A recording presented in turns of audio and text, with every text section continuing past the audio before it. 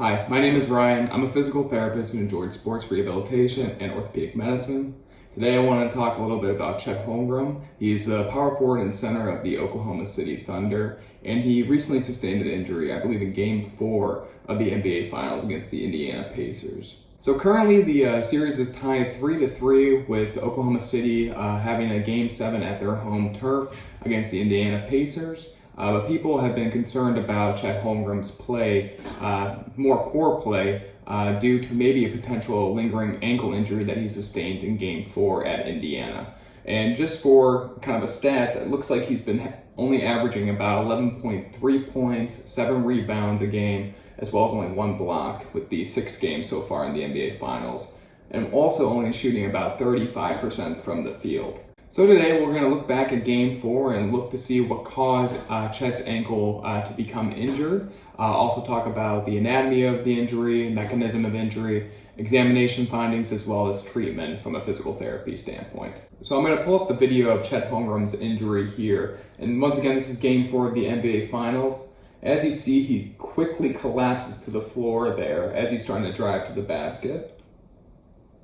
And as we continue to play, he's trying to hold on to that left ankle there. That it looks like where the injury happened. So from this angle, you can see it the best. So you can see that ankle really twist onto the floor. Now that's a combination of inversion of the ankle joint as well as plantar flexion. And that's a very common mechanism of injury for a lateral ankle sprain.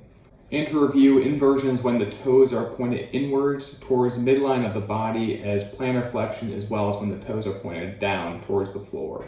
Now for Chet's injury, we're going to take a look at the anatomical structures that can be involved for a lateral ankle sprain. So here's our lateral ankle joint, and we have 3 main structures that can be involved for a lateral ankle sprain. The first, or the most common ligament that can be damaged, is the anterior talofibular ligament, or ATFL, which is seen right here. You have your calcaneofibular ligament, which is also seen right here, more in the middle. And then you also have your posterior talofibular ligament, which is seen behind right here.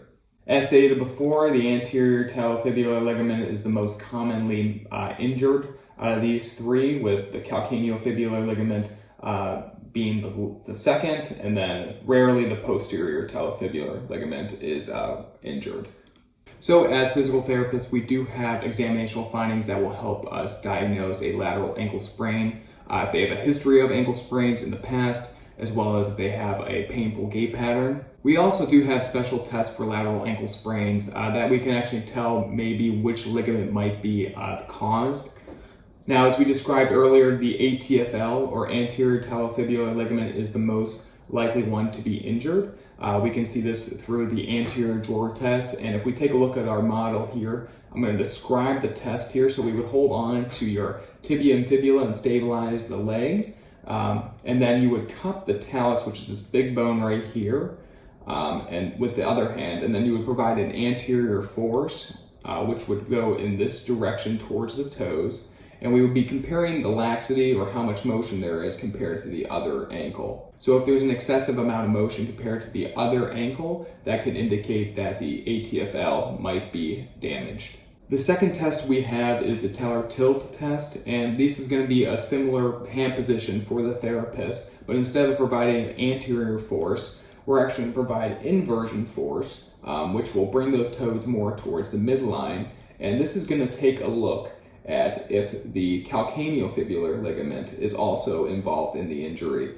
Once again, you're going to compare this to the opposite side and look for increased laxity or movement and pain. Now with Chet Holmgren's injury, there are a few different grades for lateral ankle sprains, grade 1 through 3, grade 1 being the minimal amount of damage done, and then grade 3 being the most. My assumption is that Chet probably has one of the lower grade lateral ankle sprains due to him still being able to play in the NBA Finals. So the main goal of treatment for a lateral ankle sprain will be to reduce the swelling and pain by also increasing your functional movement and your stability in that ankle joint.